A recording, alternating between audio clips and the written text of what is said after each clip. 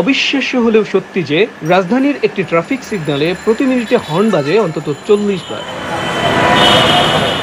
রাজধানীতে যানবাহনের অযথা হর্নের ব্যবহার ও শব্দ দূষণের কারণে বিভিন্ন রোগে আক্রান্ত হচ্ছেন অনেকেই। কমে যাচ্ছে শ্রবণ শক্তি, দেখা দিচ্ছে মানসিক সমস্যা। শব্দ দূষণ বিধিমালা অনুযায়ী দিনের বেলা রাজধানীতে শব্দের সহনীয় মাত্রা থাকার কথা 60 ডেসিবলের মধ্যে।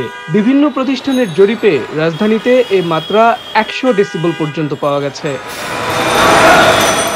ব্যস্ততম সড়ক যেগুলো, সেসবের অবস্থা আরো খারাপ। মিরপুর 10 নম্বর মোড় কিংবা বিজয় সরণি কিংবা ধানমন্ডি 27 নম্বর মোড়, খিলগাঁও কিংবা মহাখালী, সব জায়গায় একই অবস্থা। এমনকি নীরব এলাকাগুলোতেও চলছে অযথা হর্ন বাজিয়ে শব্দ দূষণ। অযথা হর্ন বাজানো নিয়ে আইনের যথাযথ প্রয়োগ কখনোই দেখা যায়নি। স্কুল, হাসপাতাল কিংবা আবাসিক এলাকা, সব জায়গাতেই যানবাহনের হর্নে কান ঝালাপালা হওয়ার উপক্রম সবার।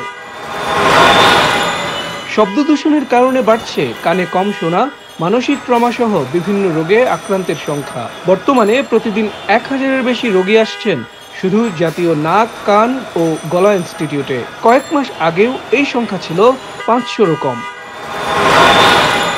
রাজধানীর কোনো কোনো যানবাহনে এখনো চলছে নিষিদ্ধ হাইড্রোলিক হর্নের ব্যবহার।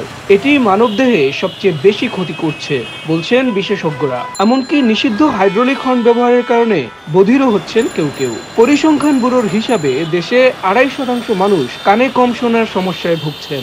এদের বেশিরভাগই শহরের বাসিন্দা, আর তাদের কানে কম শোনার অন্যতম কারণ এই হর্ন।